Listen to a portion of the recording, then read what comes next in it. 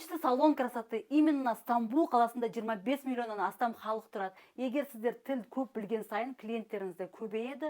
И 100% сіздерді бұл жерде көп нәрсеге үйренесіздер, өйткені бұл жерде косметология қатты дамыған.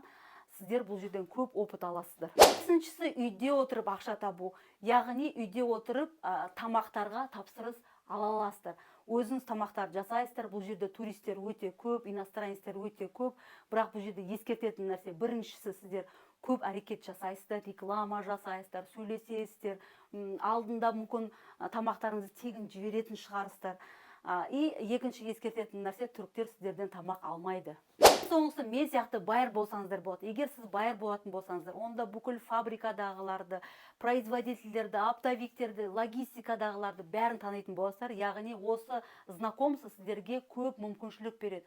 Ал осы мүмкіншіліктер арқылы сіздер неше түрлі разносторонний жұмыс